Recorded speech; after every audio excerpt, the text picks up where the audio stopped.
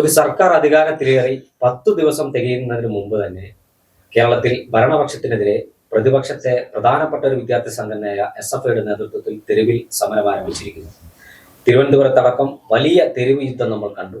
സാധാരണ നമ്മൾ പറയാറുണ്ട്, ഒരു സർക്കാർ അധികാരത്തിൽ വന്നാൽ അവർക്കൊരു മധുവിധുവിനുള്ള അവസരം കൊടുക്കണം, അതിനുശേഷം സമരരംഗത്തേക്ക് ഇറങ്ങിയാൽ മതിയെന്നാണ് പ്രതിപക്ഷം നിലപാടെടുക്കുക. പക്ഷേ ഈ സർക്കാർ അധികാരത്തിൽ വന്നതിന് ശേഷം CPM തന്നെ കൃത്യമായി പറഞ്ഞിട്ടുണ്ട്, എല്ലാ വിഷയത്തിലും ആഞ്ഞടിക്കണം, നഷ്ടപ്പെട്ട ജനപ്രീതി സമരത്തിലൂടെ നമുക്ക് തിരികെ പിടിക്കണം. ഈ നടത്തുന്ന സമരങ്ങൾ കേരളത്തിലെ ജനങ്ങൾ ഈ സമരങ്ങൾ ഉൾക്കൊള്ളുമോ? കേരളത്തിലെ വോട്ടർമാർ ഈ സമരത്തെ ഏത് രൂപത്തിലാണ് നോക്കിക്കാണുക? CPM അധികാരത്തിലില്ലെങ്കിൽ ഇവിടെ സമരങ്ങളും ഹർത്താലും പണിമുടക്കുകളും നിരന്തരമായി ഉണ്ടാവുമെന്നൊരു പരാതി മുമ്പുണ്ടായിരുന്നു. 10 കൊല്ലമായിട്ട് ആളുകൾ അതൊക്കെ മറന്നിരിക്കുകയായിരുന്നു. സതീശൻ തന്നെ അവകാശപ്പെടുന്നത്, ഇപ്പോഴത്തെ മുഖ്യമന്ത്രി അവകാശപ്പെടുന്നത്, ഞാൻ പ്രതിപക്ഷ നേതാവായി കേരളത്തിൽ ഒരു ഹർത്താൽ പോലും നടത്തിയില്ല. ഞങ്ങൾ ഹർത്താൽ നടത്തുന്നതിനെതിരാണ്, കാരണം നിർബന്ധിതമായ ആളുകളെ വഴിമുടക്കുന്നു, ചെയ്യുന്നു, ഇതൊക്കെയാണ്. ഇപ്പൊ തിരുവനന്തപുരത്ത് ഇന്നലെ ഏറ്റവും തമാശയുണ്ടായ സംഗതി, കോട്ടയത്ത് കുറേ നേരം വഴിമുടക്കി, ഇവരുടെ സമരം വരണമെന്ന് പറഞ്ഞിട്ട്. കുറെ കഴിഞ്ഞപ്പോൾ സമരം വന്നില്ല. പോലീസൊക്കെ കാത്തുനിന്നു, കാരണം വിദ്യാർത്ഥി ഒഴുകി വരുമല്ലോ എന്ന് പറഞ്ഞു. അവിടെ പഠന ക്യാമ്പ് ഉണ്ട്, അതുകൊണ്ട് സമരം വേണ്ടാന്ന് വെച്ചു. ആളില്ലാത്തതുകൊണ്ട് വേണ്ടാന്ന് വെച്ചു എന്നാണ് KSU പറഞ്ഞത്. എനിക്കറിയില്ല, അത് അവരുടെ തമ്മിൽ തീർക്കണ്ടായിരുന്നു. 2 ദിവസം മുമ്പ് തിരുവനന്തപുരത്ത് കേരള യൂണിവേഴ്സിറ്റിയുടെ തെരഞ്ഞെടുപ്പാണ്. ആ തെരഞ്ഞെടുപ്പിൽ SFI ജയിച്ചു. സാധാരണ SFI ജയിക്കുന്നത് തന്നെയാണ് കേരള യൂണിവേഴ്സിറ്റി. അതായത് 2 സീറ്റ് KSU ജയിച്ചു. വിദ്യാർത്ഥി സംഘർഷമുണ്ടായി, കല്ലേറുണ്ടായി, അടിപിടി ഉണ്ടായി. പോലീസ് സ്വാഭാവികമായും പോലീസ് ഇടപെട്ടു. പോലീസ് കേസെടുത്തു, KSUക്കാർക്കെതിരെ എടുത്തു, SFIക്കെതിരെ കേസെടുത്തു. ഇതൊരവസരമായി കണ്ടാണ് ഇന്നലെ തെരുവിലിറങ്ങിയത്. ഒരു ആവശ്യമില്ലാത്ത തെരുവിലിറക്കാമെന്ന് അറിയാം. കാരണം പോലീസ് വളരെ സ്വാഭാവികമായ നടപടി അവിടെ എടുത്തിട്ടുള്ളൂ എന്നാണ് ഞാൻ മനസ്സിലാക്കുന്നത്. കേസെടുക്കുക എന്ന് പറഞ്ഞാൽ ഇവിടെ ഏത് കേസ് എടുക്കാതെ വളരെ സിമ്പിളായി ചോദിക്കാം. കഴിഞ്ഞ 10 കൊല്ലം കേരളത്തിൽ KSUക്കാർക്കും യൂത്ത് കോൺഗ്രസ്സുകാർക്കും യൂത്ത് ലീഗുകാർക്കും എതിരെ എടുത്തിട്ടുള്ള കേസുകളുടെ എണ്ണം എത്രയാണ് ഓരോ സമരങ്ങളിൽ? ഇപ്പൊ ചർച്ച ചെയ്യുന്ന മറ്റേ കേസുണ്ടല്ലോ, കരിങ്കൊടി രക്ഷാപ്രവർത്തനം. അതിൽ തന്നെ എന്ത് കേസിനാണ് കേസെടുത്തത്? വീണ വിജയന്റെ കരിങ്കൊടി കണ്ട് കഴുത്ത് വിളിക്കുക, വീണ ജോർജിന് കരിങ്കൊടി കണ്ട് കഴുത്ത് വിളിക്കുക, കൈയൊടിഞ്ഞു, അങ്ങനെയൊക്കെയുള്ള കേസിൽ പോലും 14 ദിവസമാണ് ആ കുട്ടികൾ ജയിലിൽ കിടന്നത്. ഞാൻ പറഞ്ഞത്, ഇല്ലാത്ത വിഷയം ഉണ്ടാക്കി കേസെടുക്കും. പിന്നെ പോലീസിനെ സംബന്ധിച്ചിടത്തോളം ഞാൻ അതിൽ പറയില്ല, ഗവൺമെന്റ് ഇച്ഛാശക്തി വളരെ പ്രകടമാണ്, കേസെടുക്കും, കേസ് വിട്ടുപോകും, സമരമാണ്. പക്ഷെ ഇന്നലെ ചെയ്തത് യഥാർത്ഥത്തിൽ ഞാൻ അതിന് മറുപടി പറയുക, നമ്മുടെ പഴയ ഉന്നത വിദ്യാഭ്യാസ മന്ത്രി, ഇപ്പൊ തോറ്റുപോയ ഇരിങ്ങാലക്കുട തോറ്റ MLA, അവരുടെ ഒരു കമന്റാണ്. ഞാൻ ഇപ്പൊ അത് സോഷ്യൽ മീഡിയയിൽ കിടന്ന് കറങ്ങുന്നുണ്ട്.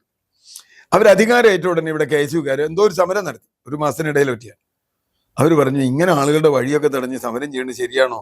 ഉത്തരവാദപ്പെട്ട വിദ്യാർത്ഥി സംഘടന ഇത് ചെയ്യണത് ശരിയാണോ? നിങ്ങൾ പരിശോധിക്കണം. ഞങ്ങൾക്കൊരു ഇത് തീർക്കാനൊരു സമയമൊക്കെ തരണ്ടേ എന്തെങ്കിലും ചെയ്യാൻ. ഇതിപ്പോ അതാണ് KSUക്കാർ ഇടുന്നത്. അമ്മയ്ക്ക് ഇപ്പോഴെങ്കിലും കാര്യം മനസ്സിലായില്ലോ എന്ന് പറഞ്ഞാൽ, ഇവിടെ സമരം ചെയ്യും, വിദ്യാർത്ഥികൾ സമരം ചെയ്യുന്നതിനൊരു തെറ്റുമില്ല, കുറെ ചെയ്യും. പക്ഷേ കേരളത്തിന്റെ അന്തരീക്ഷം വല്ലാതെ മാറിയിരിക്കുന്നു.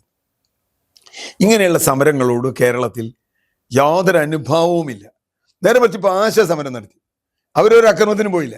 ആശാ സമരത്തിനോട് ജനങ്ങൾക്ക് അനുഭാവം ഉണ്ടായി, കാരണം അവർ പാവങ്ങളാണ്, അവര് ഒരു അക്രമത്തിന് പോയില്ല. അവർ ഇപ്പൊ കേരളയിൽ ഇത്രയൊക്കെ ചെയ്തു. എന്തൊക്കെ വീട്ടിൽ കയറി ഇട്ടിട്ടും കേരളയിൽ സമരത്തിൽ ഒരു ക്രിമിനൽ കേസ് എടുക്കാൻ പറ്റില്ല. ആകെ കുറ്റിയൂരി എന്നുള്ള കേസാണ് ക്രിമിനൽ കേസ്.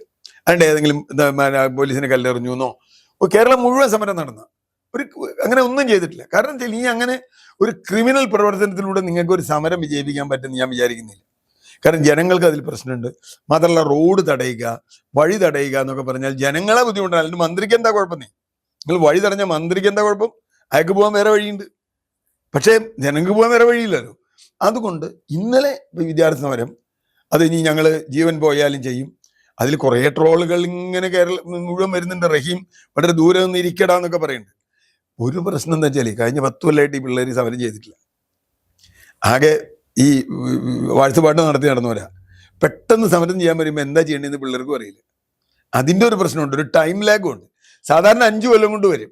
5 കൊല്ലം എന്ന് പറഞ്ഞാൽ ഒരു ബാച്ച് കഴിഞ്ഞ് അടുത്ത ബാച്ച് വരുന്നവർ. അപ്പൊ പഴയ ഫസ്റ്റ് ബാച്ച് അവിടെ ഉണ്ടാവും. ഇതിപ്പോ 10 കൊല്ലം കഴിഞ്ഞു പറഞ്ഞപ്പോ 1ാം ക്ലാസ്സിൽ പഠിച്ച കുട്ടി ഇപ്പൊ 10ാം ക്ലാസ്സിൽ എത്തിയിട്ടുണ്ട്. അന്ന് 5ാം ക്ലാസ്സിൽ പഠിച്ച കുട്ടിയപ്പോ കോളേജിലോ അല്ലെങ്കിൽ +2 കഴിഞ്ഞ് എത്തിയിട്ടുള്ളത്. അപ്പൊ ഇവരെ സംബന്ധിച്ചിടത്തോളം സമരത്തിന്റെ ആ സ്പിരിറ്റൊക്കെ പോയി. മാത്രമല്ല അങ്ങനെ ഒരു എന്താ പറയുക, രാഷ്ട്രീയമായി ജനങ്ങളെ ഉദ്ദീപിപ്പിക്കാൻ കഴിയുന്ന, വിദ്യാർത്ഥികളെ കൊണ്ടുവരാൻ കഴിയുന്ന ഒരു പ്രശ്നം ഇവിടെ നടന്നിട്ടില്ല. അങ്ങനെ ഉണ്ടെങ്കിൽ ശരിയാ. ഇപ്പോ നമ്മൾ കഴിഞ്ഞ ദിവസം ഇവിടുത്തെ പൂക്കാട്ടുപടിയിലെ പ്രശ്നം ചർച്ച ചെയ്തു, മറ്റേ മലയണ്ണതുരത്തെ. അതുപോലെ തന്നെയല്ലേ ആളുകൾ കളിയാക്കില്ലേ? ഒരു ഗവൺമെന്റ് അധികാരമേറ്റ് പിറ്റേ ദിവസം അവിടെ വന്നിട്ടില്ല. അതിനു മുമ്പ് 1980 ശ്രീനിജന്റെ ഒരു നല്ല വീഡിയോ ഉണ്ട് പഴയ എംഎൽഎയുടെ. 1983 മുതൽ കോടതി മുഴുവൻ കയറി ഇറങ്ങിയൊരു കേസാണ്. കഴിഞ്ഞ 10 വർഷമായി 5 വർഷത്തിൽ നിയമമന്ത്രിയായിരുന്നത് രാജീവാണ്. പി രാജീവ് എന്ന് പറയുന്ന നിയമമന്ത്രിയാണ്. അദ്ദേഹത്തിന്റെ വീടിന് ഒരു അദ്ദേഹത്തിന്റെ മണ്ഡലം കഴിഞ്ഞ് അടുത്ത മണ്ഡലത്തിലേക്ക് പോയാൽ ഈ മലയിടംതുരുത്ത് കുന്നത്തനാട് മണ്ഡല. ഇത്രയും കാലം ഇതൊന്നും ശ്രദ്ധിക്കാതിരുന്നിട്ട് അവിടെ രാജീവ് വരുന്നു, ബിന്ദു മന്ത്രി വരുന്നു, ഗോവിന്ദൻ വരുന്നു. എന്താ ഇതിലെ കഥ? സാമാന്യ തലയ്ക്ക് വെളിവുള്ളവർക്ക് മനസ്സിലാവില്ല. ഇവരെവിടെയായിരുന്നു? ഒരു ഗവൺമെന്റ് വന്ന് ഒരാഴ്ചയായിട്ട് അവിടെ യഥാർത്ഥത്തിൽ ഇത് ചാർജ് എടുത്തില്ല. ഞാൻ ഒരു കാര്യം നമ്മൾ ആദ്യമേ പറയാം, ഒരു തരത്തിലുള്ള ഈ ഓടി ഒഴിപ്പിക്കലിനെ അനുകൂലിക്കുന്ന ആളല്ല ഞാൻ. അതിന് UDF ഒഴിപ്പിച്ചാലും VS അച്യുതാനന്ദൻ മൂലംപള്ളിയിൽ നിന്ന് കുടി ഒഴിച്ചപ്പോൾ അതിനെതിരെ സമരം ചെയ്ത ആളാണ് ഞാൻ. VSന്റെ എല്ലാ കാലത്തെയും സപ്പോർട്ടർമാരിൽ ഒരാളാണ്. പക്ഷെ VS അച്യുതാനന്ദനെ വരെ നമ്മൾ വളരെ നിശിതമായി വിമർശിച്ചുകൊണ്ടാണ് മൂലംപള്ളി കുടിയിറക്കിനെതിരെ വന്നത്. കുടിയിറക്കാൻ പാടില്ല. പക്ഷേ ഇത് ഒഴിവാക്കാൻ 2 ദിവസം കാരണക്കാരൻ ഈ 2 ദിവസമുള്ളൊരു ഗവൺമെന്റ് ആണോ, തലേ ദിവസം മാത്രം വന്ന ഗവൺമെന്റ് ആണോ, 10 വർഷമായി ഇവിടെ ഭരിച്ച ഗവൺമെന്റ് ആണോ എന്ന ചോദ്യം സാമാന്യ വെളിവുള്ളവർ ചോദിക്കും. പിന്നെ CPM-ന് ഒരു തെറ്റ് പറ്റാൻ പോണെന്താ അറിയും?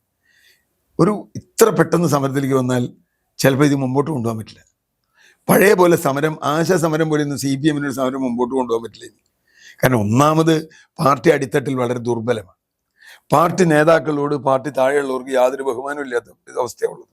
പിണറായി വിജയന് വല്ലാതെ തെറി പറയുന്ന ലോക്കൽ കമ്മിറ്റികളാണ് വരുന്നത്. അങ്ങനെ ഒരു ഘട്ടത്തിൽ നേതാക്കൾ പറഞ്ഞാൽ ആളുകൾ അനുസരിച്ചോളണമെന്നില്ല. അങ്ങനെ വരുമ്പോൾ സമരം സസ്റ്റെയിൻ ചെയ്യാൻ പറ്റിയില്ലെങ്കിൽ സമരം സമരാഭാസമായി മാറും. ഇടതുപക്ഷത്തിന്റെ സമരങ്ങൾ സമരാഭാസങ്ങളാവാൻ പാടില്ല. കാരണം ഒരു ആശയം മുമ്പോട്ട് വെച്ചിട്ടാണ് സമരം ചെയ്യേണ്ടത്, അല്ലെങ്കിൽ ഒരു ലക്ഷ്യം മുമ്പോട്ട് വെച്ചിട്ടാണ്. ഇവിടെ ലക്ഷ്യമല്ലേ ഒന്നുമില്ല. ഇവരെ കുടിയിറക്കരുത് എന്ന് പറഞ്ഞാൽ ആരോടാ പറയണത്? കുടിയിറക്കരുത് ഇവരാണ് കുടിയിറക്കിയത്. സുപ്രീം കോടതി ഓർഡർ വരുന്നതിന് ഒരു ലീഗൽ ആക്ഷൻ ഒരു പ്രാവശ്യം ഇവരാരും കോടതി പോയിട്ടില്ല ഗവൺമെന്റ്. അന്നൊക്കെ ഇവർ പറഞ്ഞെന്താ, 2 കക്ഷികൾ തമ്മിലുള്ള തർക്കം, ഞങ്ങൾക്ക് എന്താ ചെയ്യുക എന്നാണ് ശ്രീനിജൻ പറഞ്ഞുകൊണ്ടിരുന്നത്. ശരിയാണ്. ആ പാവപ്പെട്ട മനുഷ്യരും അവിടെയുള്ള ഒരു നായർ മുതലാളിയും തമ്മിലുള്ള ഒരു ജന്മിയും തമ്മിലുള്ള തർക്കമാണ്, സമ്മതിച്ചു. പക്ഷെ ഗവൺമെന്റിന് സ്റ്റാൻഡില്ലേ അതിൽ? ഗവൺമെന്റ് എപ്പോഴും കഴിഞ്ഞ 10 വർഷത്തിനിടയ്ക്ക് എപ്പോഴെങ്കിലും ഇടപെട്ടു? അതിന് മുമ്പുള്ള ഗവൺമെന്റുകൾ ഇടപെട്ടു? ഞാൻ UDF LDF എന്നല്ല പറയും, ഏതെങ്കിലും ഗവൺമെന്റ് ഇടപെട്ടോ? ഒരു ഗവൺമെന്റ് ഇടപെട്ടില്ല. 10 വർഷമായിട്ട് നോക്കിയിരുന്നു. ഞങ്ങൾ പോലീസിനെ അയച്ചില്ല. ഞാൻ ഉറപ്പായി പറയുന്നു, പോലീസിനെ ഇവർക്ക് അയക്കേണ്ടി വരും. കാരണം സുപ്രീം കോടതി ഉത്തരവ് നടപ്പാക്കണം എന്ന് നിർബന്ധമായി സുപ്രീം കോടതി പറയുകയും DGP-യെ കോടതിയിലേക്ക് വിളിപ്പിക്കും. DGP ഹൈക്കോടതി വിളിപ്പിക്കും. എന്താടോ എനിക്ക് സുപ്രീം കോടതി ഉത്തരവ് നടപ്പാക്കാൻ പറ്റില്ല? മുഖ്യമന്ത്രി അല്ല വിളിക്കുക, DGP-യെ വിളിച്ചിട്ട് വരെ നടപ്പാക്കാൻ പറയും.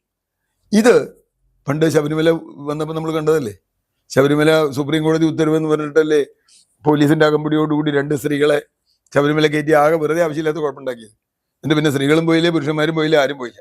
അപ്പൊ പ്രശ്നം എന്താ വെച്ചാൽ, ഒരു സാമൂഹ്യ വിഷയം കൃത്യമായി ഏറ്റെടുത്ത് സമരം ചെയ്തില്ല എങ്കിൽ ഇടതുപക്ഷ സമരം അപഹാസ്യമാവും.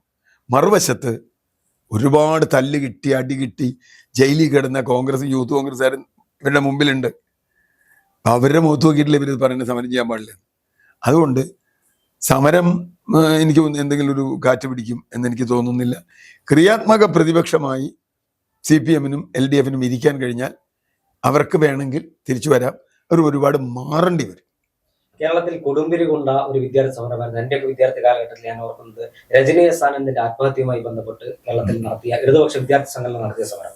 അന്ന് ആ സമരത്തിൽ SFI മാത്രമല്ല ASF-ഉം KSUS-ഉം ഉൾപ്പെടെയുള്ള സംഘടനകൾ ഉണ്ടായിരുന്നു.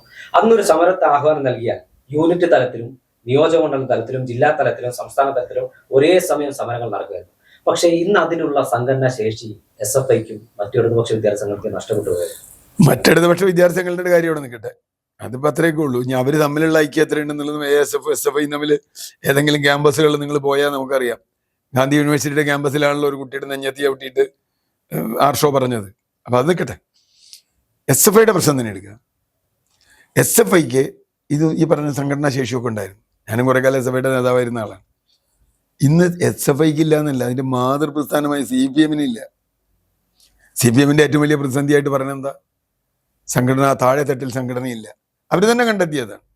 ഇപ്പൊ ഇത്തവണ ഈ തെരഞ്ഞെടുപ്പ് തോൽവിക്ക് ശേഷം പറഞ്ഞതാണ്, കൊടുത്ത എല്ലാ കണക്കും മണ്ടത്തരമായിപ്പോയി. കൊടുത്ത എല്ലാ കണക്കും, എല്ലാ സീറ്റിലും തളിപ്പറമ്പൊക്കെ ജയിക്കും, പയ്യന്നൂർ ജയിക്കും, പാർട്ടി ആളുകൾ മാത്രമുള്ള സ്ഥലത്ത് വരെ കണക്ക് കിട്ടിയില്ല. എന്നിട്ട് വേണമെങ്കിൽ ബാക്കിയുള്ള സ്ഥലത്ത് ഒരു നഗരപ്രദേശത്ത് കിട്ടിയില്ല എന്ന് തന്നെ എനിക്ക് മനസ്സിലാവാം. പക്ഷെ ഗ്രാമങ്ങളിൽ പോലും കൃത്യമായി കണക്കൂട്ടിരുന്ന CPM-ന് കൊടുക്കാൻ കഴിയാതിരുന്ന എന്തുകൊണ്ടാണ്? താഴെ തട്ടിൽ സംഘടനയില്ല. ലോക്കൽ കമ്മിറ്റിക്ക് താഴെ ഈ ഭൂലോകത്ത് എന്താ നടക്കണമെന്ന് ഇവർക്ക് അറിയില്ല. ഭൂമി കച്ചവടവും മണൽ മാഫിയയും ഗുണ്ടാ മാഫിയ മയക്കുമരുന്നുമായിട്ടാണ് ആളുകൾ നടക്കുന്നത്, പാർട്ടി പ്രവർത്തകർ. അതിൻ്റെയൊക്കെ വലിയ പ്രതിസന്ധികൾ ഇപ്പോൾ പാർട്ടി ചർച്ചകളിൽ വരുന്നുണ്ട്. നമ്മളത് പറയുന്നതല്ല. അത് ഭരണം വേറെ, ഭരണത്തിൻ്റെ തണലിൽ ഇതൊക്കെ രക്ഷപ്പെടും. പക്ഷെ സമരം വരുമ്പോൾ ഇതല്ല സ്ഥിതി. സമരത്തിന് ഭരണത്തിൻ്റെ തണലില്ല. മുദ്രാവാക്യം ഞങ്ങൾ ചോര ചിന്തും, അപ്പടി ചെയ്യും, ഇങ്ങടി ചെയ്യും, ഞങ്ങൾ തീ കൊണ്ടുള്ള മറ്റേ ജലപീരങ്കി ഉപയോഗിക്കും, പീരങ്കി ഉപയോഗിച്ചാൽ ഞങ്ങൾ മാറില്ല എന്നൊക്കെ ആർഷോന്ന് പറയാം. പക്ഷെ ആർഷോ സ്ഥലത്തുണ്ടാവില്ല. ആർഷോ സ്ഥലത്ത് മാത്രമല്ല, കുട്ടികളുടെ സ്വഭാവത്തിൽ വലിയ മാറ്റം കഴിഞ്ഞ് 10 കൊല്ലം കൊണ്ട് വന്നിട്ടുണ്ട്. കുട്ടികളൊക്കെ വളരെ പ്രൊഫഷണലാണ്. ഒരു പ്രത്യയശാസ്ത്രത്തെ വിശ്വസിച്ചും അവർ തങ്ങളുടെ ശരീരം കേടാക്കാനൊന്നും താല്പര്യമില്ല. അതിന് വേണ്ടപ്പെട്ട കുറച്ച് ആളുകളല്ലാതെ ആരും അതിന് നിൽക്കില്ല. പിന്നെ അവരെ സംബന്ധിച്ചിടത്തോളം അവർക്ക് വേറെ മോഹങ്ങളാണ്. ഇപ്പം ഞാൻ ചോദിക്കണം ഒറ്റ കാര്യം, വിദേശത്ത് പോകണമെന്ന് ആഗ്രഹിക്കുന്ന ഒരു കുട്ടി തെരുവിൽ ഇറങ്ങും. കാരണം അവൻ്റെ പാസ്പോർട്ട് പിന്നെ കിട്ടില്ല. ഒരു കേസ് ഉണ്ടായാൽ അവന് പാസ്പോർട്ട് കിട്ടില്ല, അപ്പം അവൻ ഇറങ്ങില്ല. ഒരു പാർട്ടിക്ക് വേണ്ടി ഇറങ്ങില്ല. ഇനിയിപ്പോൾ കോൺഗ്രസിനും ഇറങ്ങില്ല, CPM-നും ഇറങ്ങില്ല, BJP-ക്കും ഇറങ്ങില്ല. കാരണം അവരെ സംബന്ധിച്ചിടത്തോളം ഇവിടെയുള്ള കുട്ടികളിൽ ഒരു വലിയ ശതമാനം എങ്ങനെയെങ്കിലും പുറത്തു പോകണമെന്ന് ആഗ്രഹിക്കുന്ന കുട്ടികളാണ്. പിന്നെ നേതാക്കന്മാരുടെ മക്കൾ ആരെങ്കിലും ഇറങ്ങിയിട്ട് തോന്നിക്കും. ഇപ്പം ഇവിടെ പൊതുവിദ്യാഭ്യാസം മെച്ചപ്പെടുത്തണം എന്നൊക്കെ പറഞ്ഞ് പ്രസംഗിച്ച ആളുകളുടെ ഒരു നേതാവിൻ്റെ മക്കളും ഗവൺമെൻറ് എയ്ഡഡ് സ്കൂളിൽ പഠിക്കുന്നില്ല. CBSE മറ്റേതൊക്കെയാണ്. അവിടെയാണ് പ്രശ്നം. പിണറായി വിജയൻ്റെ വീട്ടിൽ സതീശൻ ചെന്നപ്പോൾ പറഞ്ഞു എന്ന് പറഞ്ഞില്ലേ, ഞാൻ പറഞ്ഞ അവർക്ക് ഏത് വേണി പഠിക്കാം, പക്ഷെ വന്നിട്ട് ഗീർവാണം പറയരുത് നമ്മളോട്. ഏത് പൊതുവിദ്യാഭ്യാസം മെച്ചപ്പെടുത്തണം, അത് വേണം, ഇത് വേണം എന്ന് പറഞ്ഞിട്ട് അവനവൻ്റെ കുട്ടികൾ പോയി പഠിച്ചാൽ പറ്റില്ല. സ്വാശ്രയ വിദ്യാഭ്യാസത്തിനെതിരെ കൂത്തുപറമ്പ് വെടിവയ്പ് നടക്കുന്ന കാലത്താണ്, അത് കഴിഞ്ഞപ്പോഴാണ് വീണ വിജയനെ അമൃതയിൽ കൊണ്ടാക്കാൻ കുഞ്ഞനന്തൻ നായരുടെ കൂടെ പോയി ഇവിടുന്ന് മറ്റേ ചാക്ക് രാധാകൃഷ്ണന്റെ ഹോട്ടലിൽ താമസിച്ചു പോയത്. അതൊക്കെ കഥയുണ്ടല്ലോ. ചാക്ക് രാധാകൃഷ്ണൻ എന്ന് പറയുന്നത് വളരെ വികൃതമായ, ഏറ്റവും മോശപ്പെട്ട, നമ്മളൊക്കെ അത്രയും വെറുപ്പുള്ള, എല്ലാ അട്ടിമറിയും നടത്തിയ, കൊലപാതകം വരെ നടത്താൻ മടിയില്ലാത്ത ഗുണ്ട അയാളുടെ ഹോട്ടലിൽ പോയി താമസിച്ച് ബെർലിൻ കുഞ്ഞനന്തൻ നായരുടെ കൂടെ അങ്ങനെ പോയി എന്നാണ്. അമൃതയിൽ, ഏത് അമൃതാനന്ദമയുടെ സ്കൂളിൽ, കോളേജിൽ, അതുപോലെ കോയമ്പത്തൂര്, ഇവിടെ SCMS കോളേജിലാണ് മകൻ പഠിച്ചത്. ഇത് കേരളത്തിലെ ഏറ്റവും വലിയ സ്വാശ്രയ കോളേജാണ്. ഞാൻ പറഞ്ഞത് ആളുകൾ ഇതൊക്കെ കാണില്ലേ. ഇപ്പൊ പഴയ പോലെയല്ലോ, ദേശാഭിമാനി മാത്രമല്ലല്ലോ ആൾ വായിക്കണേ. അതിൻ്റെ ഒരു പ്രശ്നമില്ലേ? സ്വാശ്രയ കോളേജിൻ്റെ സമരം നിർത്തി നിങ്ങളുടെ കുട്ടികൾ അവിടെ പഠിച്ചു, സ്വാശ്രയ കോളേജിൽ വേറെ അവിടെ പഠിച്ചു. അപ്പൊ ഇത് ഈ ചോദ്യം പൊതുസമൂഹത്തിൽ വരികയും കുട്ടികളെ ഒന്നും അങ്ങനെ നിങ്ങൾക്ക് ആവേശപ്പെടുത്താൻ, പഴയ പോലെ രാജ്യത്ത് വിപ്ലവം വരുന്നെന്ന് പറഞ്ഞാൽ വിശ്വസിക്കുന്ന കുട്ടികളൊക്കെ, എൻ്റെ ചെറുപ്പകാലത്ത് അങ്ങനെയായിരുന്നു. വിപ്ലവം തീർച്ചയായിട്ടും വരും തീരുമാനിച്ചടങ്ങിയ ആളാണ് ഞങ്ങളൊക്കെ. ഇപ്പം അങ്ങനെ ഏത് കുട്ടിയെ ബോധ്യപ്പെടുത്താൻ പറ്റും? അവർക്ക് അങ്ങനെ വിപ്ലവം വേണ്ടേരും. അവർ ഇവിടെ കുഴപ്പമുണ്ടെങ്കിൽ വേറെ രാജ്യത്തേക്ക് പോകാൻ തീരുമാനിച്ചവരാ. അപ്പൊ ചുരുക്കത്തിൽ 10 വർഷം മുമ്പ് ഉള്ളൊരു ജനറേഷൻ അല്ല ഇപ്പോൾ ഉള്ളത്. അതുകൊണ്ട് സമരം, പ്രത്യേകിച്ചും യൂത്തിനെ നിങ്ങൾക്ക് രംഗത്തിറക്കി അങ്ങനെ ഒരു സമരത്തിലെത്തിക്കാനൊന്നും സസ്റ്റെയിൻ ചെയ്യാൻ പറ്റില്ല. സാമൂഹ്യ അവസ്ഥ മാറി, രാഷ്ട്രീയ കാലാവസ്ഥ മാറി, പാർട്ടിയുടെ ഘടന മാറി. അപ്പൊ പിന്നെ ഒരു സമരാഭാസം നടത്താം, കുറച്ച് ദിവസമൊക്കെ ഒരു ബഹളം ഉണ്ടാക്കാം എന്നല്ലാതെ ഒന്നുമില്ല. നല്ല അടി കിട്ടി കുറെ കേസും കൂടി ആയാൽ ഈ പിള്ളേരൊക്കെ വഴിയിൽ നിന്ന് പോകും. അതാണ് ഉണ്ടാവുക.